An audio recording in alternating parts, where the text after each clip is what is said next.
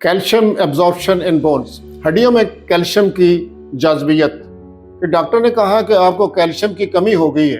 भाई डॉक्टर ने कैल्शियम की दवा भी दी है, फर्द खा भी रहा है, लेकिन फिर भी कैल्शियम तो नहीं बढ़ रहा। आप ये तसव्वुर करें कि मिसाल के तौर पर आपके घर की दीवार टूटी हुई है, आपने सीमेंट मंगवा लिया है, आपने ईंटों का आर्डर दे दिया है, आपने इसके रेत का आर्डर दे दिया जी। क्या ऐसा करने से ये सारा सामान आपने अपने सहन में अकब में डाल दिया है तो क्या इससे आपके दीवार की मरम्मत हो जाएगी?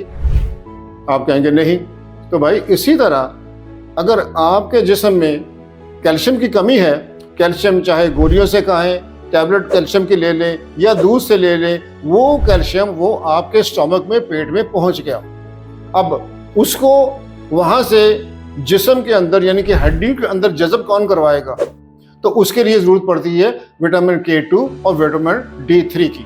अगर आपके जिस्म में विटामिन K2 नहीं है और विटामिन D3 नहीं है, उसकी कमी है, तो ये जो कैल्शियम आपके पेट में पहुंच चुका है, ये आपके लिए बहुत ही ज़्यादा नुकसानदेह है। ये आपकी शरियानों को ब्लॉक कर देगा।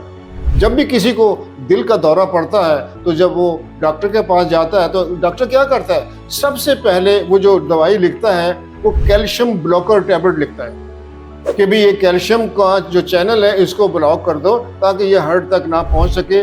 तो अगर ये कैल्शियम पेट में, शरियानों में चलता रहा, मौजूद रहा, तो ये आपको बहुत ही इंतहाई नुकसान पहुंचाने वाला है। तो इसका इलाज क्या है? तो भाई इसका बहुत सिंपल इलाज है K2 और D3 ये जिस्म में पैदा करने के लिए, क्योंकि ये कैरियर का काम करते हैं। ये K2 बनता कहाँ है? ये K2 आपकी छोटी आंत में बनता है। तो छोटी आंत से ये न्यूट्रिएंट्स जितने भी हैं जज़ब होके ब्लड स्ट्रीम में जाते हैं।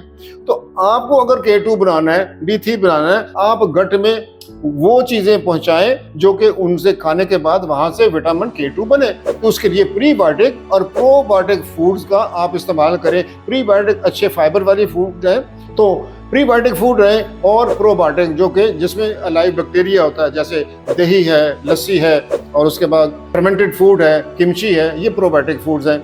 और इसके साथ साथ जो प्रीबायोटिक फूड है जो कि हमारे बैक्टीरिया को तवानाई, ताकत बख्शती हैं, वो है हमारे अनार के दाने, अमरूद, इसबगोल का छिलका, चिया सीड, और जितनी भी सब्जियां हैं उनके वो छिलके समेत हम खाएं। तो ये वहाँ से निकल कर, स्टमक से निकल, छोटी आंत से होती है, बड़ी आंत में जाती है, हमारे गुड बैक्टीरिया की बहुत अच्छी खुराक होती है। तो अगर आप अपनी ज़िंदगी में सेहत चाहते हैं तो अपनी ज़िंदगी में प्रीबायोटिक और प्रोबायोटिक फूड का इस्तेमाल रखें।